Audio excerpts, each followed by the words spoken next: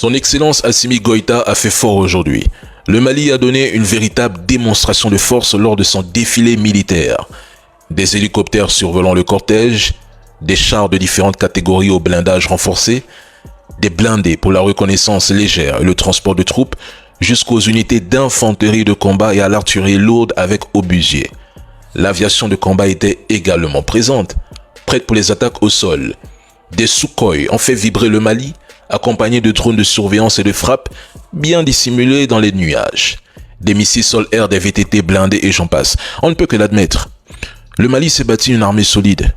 En moins de 3 ans, son Excellence Assimi a ressuscité cette force militaire. Mais attention, le Mali n'a pas tout montré aujourd'hui.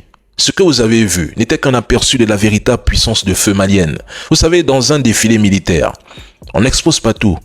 Le défilé, c'est à la fois une vitrine militaire et une communication de puissance, mais jamais la totalité des forces disponibles. Et pourtant, le peu dévoilé suffit à impressionner. Du matériel effrayant, moderne et de dernière génération. Et le plus impressionnant, c'est la quantité et la diversité du matériel défilant. Comparé à l'époque d'avant Assimi Goïta, sous coopération avec la France, le Mali n'avait ni cette quantité de chars, ni hélicoptères modernes, ni drones, ni autant de puissance de feu. Aujourd'hui, le Mali a mis le paquet pour l'armement et la modernisation de l'armée, montrant qu'il ne plaisante plus avec la sécurité et la défense du pays. Sans sécurité, le développement ne suit pas. Sans un minimum de stabilité, contrôle du territoire, protection des routes, des écoles, des marchés, ce qui s'accompagne bien sûr avec la modernisation des équipements, aucun projet de développement ne tient. C'est une vérité quasi universelle. Le Mali de 2025 n'a rien à voir avec celui d'hier.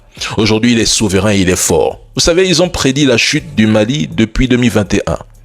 4 ans plus tard, son Excellence Assimi Goïta est encore là. Imaginez l'AES dans 5 ans avec cet élan.